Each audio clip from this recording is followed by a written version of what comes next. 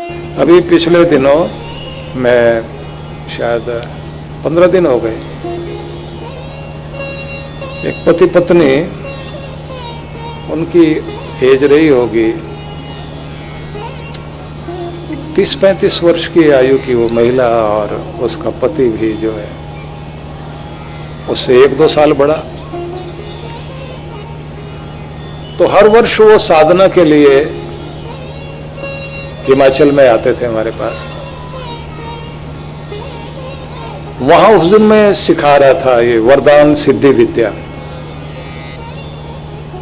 तो जैसे मैंने कहा ऐसे लिखना, ऐसे बोलना, ऐसे ये करना, ऐसे वो करना, वो सारी चीजें, ऐसे शांत होना, उन दोनों ने उसी तरह से मैनिफेस्ट किया।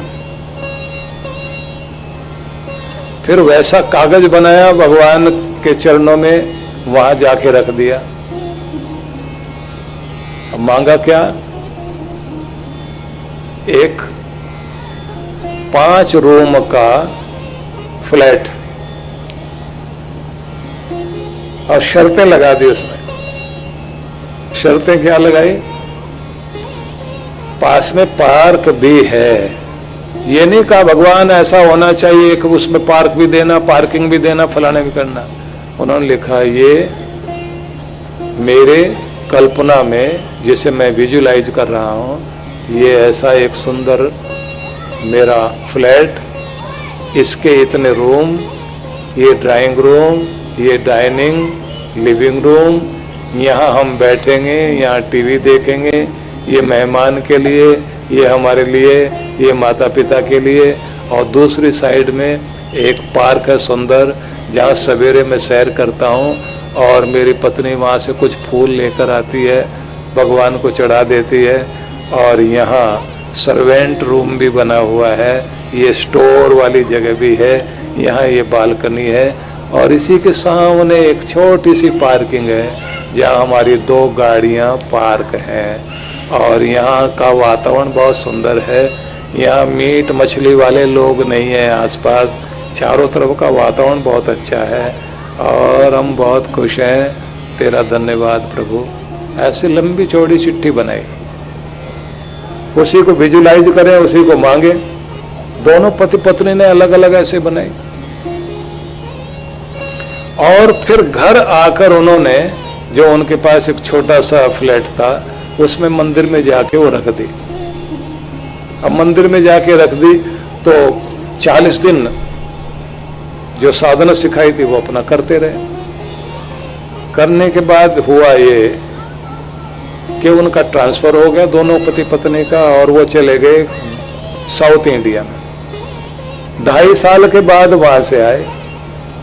2.5 साल के बाद आए तो उनको लगा कि कुछ पैसे इकट्ठे हो गए, कुछ पिताजी दे रहे हैं, कोई मकान वकान ले लेते हैं। और भूल गए वो चिट्ठी, भूल गए उस बात को कि हमने भगवान से मांगा था। और दोनों ही पति पत्नी बहुत सुदर्शन व्यक्तित्व है उनका।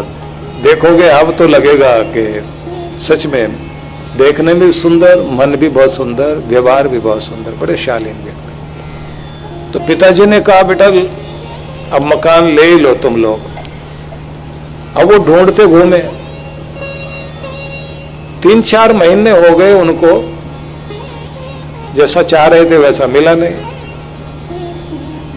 एक दिन आश्रम में आए, वहां आकर प्रार्थना की, और वहां से होकर आशीर्वाद लेकर के चले गए। और वहीं कोई एक आदमी मिला, उसने पूछा कि कहाँ रहते हो? बोले हम वहां रहते हैं। क्या चाहते हो? जो खोज रहे हो तुम लोग, परेशान लग रहे हो? बोले एक मकान की तलाश में थे। कैसा चाहिए?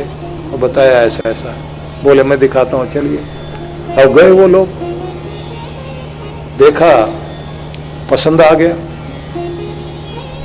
अब देखा था तो शाम के समय में, अब शाम के समय में देखा तो पता लगा कि 4 रूम तो है ही है, एक सर्वेंट रूम भी है, 5 रूम है। बड़े खुश होकर के वापिस आ गए। घर में आए, चर्चा की, और अपने पिताजी से कहा कि आप भी चलिए और जाकर के आप दिन में जरा देख लेंगे तो अच्छा होगा। छुट्टी वाले दिन चलते हैं। तो 2 दिन बाद छुट्टी वाले दिन जाने के लिए तैयार हुए। और उसके बाद उन्होंने कहा हम लोग गुरुजी के ध्यान कार्य के कार्यक्रम में गए थे, वहाँ भी तो हमने जो है विजुलाइज किया था, 2-2.5 साल हो गए उस बात को। और हमने जो है भगवान के चरणों में पीछे की तरफ जो है ना वो चिट्ठी लिखी थी कि हाँ मैंने भी लिखी थी कि मैंने देवी माता के सामने रखी, मैंने शिव जी के पीछे रखी है, तो निकालो चिट्ठी को। धूल वूल से रखी हुई भरी हुई, क्योंकि ऊपर कालीन था, वहाँ जैसे रखी हुई थी वो निकाल के लेके आए। अब उसमें देख रहे हैं 5 रूम वाला फ्लैट, पीछे पार्क भी होना चाहिए, इधर पार्किंग भी होनी चाहिए, लोग ऐसे होने चाहिए। अब देखते उदास हो गए। अब पति कहता है पत्नी से, तू भी वही सोच रही है जो मैं सोच रहा हूँ? बोले हाँ मैं भी वही सोच रही हूँ। अब दोनों के पिताजी जो है वो मतलब महिला के ससुर, वो बोले क्या सोच रहे हो भाई, बताओ। मैं भी बोले चिट्ठी में लिखा हुआ है कि पार्क भी होना चाहिए, पार्किंग भी होनी चाहिए, मीट मछली वाले आसपास लोग ना हो। कभी कोई जो है तुम इधर जो है सवेरे सवेरे अगरबत्ती जला रहे, इधर कोई जो है मछली भून रहा हो। मांगा तो भगवान से ऐसा था, तो उन्होंने कहा भैया जो मिल गया वो ठीक है, चलते हैं। अब गए वहां, पहली मंजिल होनी चाहिए, चिट्ठी पढ़ रहे हैं, पार्किंग होनी चाहिए। अब जब वहां गए तो लिफ्ट से थे रात में। अब जो दिखाने वाला था उससे पूछा भैया कौन सी मंजिल है? बोले पहली। अच्छा हमारी चिट्ठी में लिखा हुआ है यहाँ एक पार्क होना चाहिए। बोले पहले पार्क देख लो। नीचे उतर के गए, बोले नहीं नीचे नहीं जाना हमने, ऊपर से दिखाओ, खिड़की से पार्क दिखाई देना चाहिए, चिट्ठी में ऐसा लिखा है। अब वो जो बेडरूम था, मास्टर बेडरूम, वहां से जो है खिड़की खोली, वो देखा पीछे जो है पार्क दिखाई दे रहा है। अब उसने कहा लेकिन चिट्ठी में एक बात और, मेरी चिट्ठी में तो अलग बात लिखी हुई। क्या? कि मेरी चिट्ठी में लिखा हुआ किचन की खिड़की से पार्किंग भी दिखाई देनी चाहिए, जिससे मैं कह सकूं कि आ गए क्या। वो जाके खिड़की खोल के देखी तो वहां पार्किंग भी दिखाई दे रही है। स्टोर रूम भी होना चाहिए तो वो भी दिखाई दे रहा है, हाँ एक स्टोर रूम भी है, ये भी है वो भी है। अब वो देखने के बाद रोने लग गए दोनों के दोनों। अब वो जो दिखा रहा था उसने पूछा रो क्यों रहे तुम लोग? बोले हमने मकान पसंद कर लिया, लेकिन हम यहाँ से सीधे जा करके जो गुरुजी को प्रणाम करके आएंगे। तो वो मेरे पास में आए चल करके, आकर के बोले आपको प्रणाम करने आए, बहुत भावुक। मैंने कहा हुआ क्या? बोले नहीं आप इसी समय बैठिए हमारे साथ में, हम बातचीत करना चाहते हैं। और बैठ गए। बात क्या है?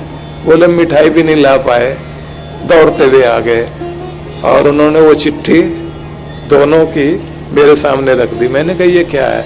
बोले यही हमने मांगा था, हम तो भूल भी गए थे, लेकिन ऊपर वाला नहीं भूलता, उसने वही दिया, वैसा का वैसा दिया। इतना कमाल करता है भगवान। बस वैसा मन बनाने वाले बन जाओ, वैसे भाव वाले बन जाओ और वैसा विश्वास रखने वाले बन जाओ, वो कृपा करता है। उसके खजाने में कोई कमी नहीं है, जितना चाहो उतना ले लो। और अगर आप ये सोचोगे मैं ज्यादा मांग लूंगा तो भगवान क्या कहेंगे, एक तो ये बात ध्यान रखना, चींटी को भी नदी के किनारे जाना है, हाथी को भी जाना, जिराफ को भी जाना, ऊंट को भी जाना, बकरी भी जाएगी, चिड़िया भी जाएगी। जिसकी जितनी औकात है उतना पानी लेके आएंगे। हाँ नदी का कुछ नहीं घटने बढ़ने वाला है, नदी तो नदी है, परमात्मा का खजाना तो उसमें तो कुछ नहीं घटने वाला है। अगर चींटी ये सोचे खाली कर दूंगी मैं, कुछ नहीं खाली कर पाएगी। अपनी औकात देख लो, औकात को बड़ा करो।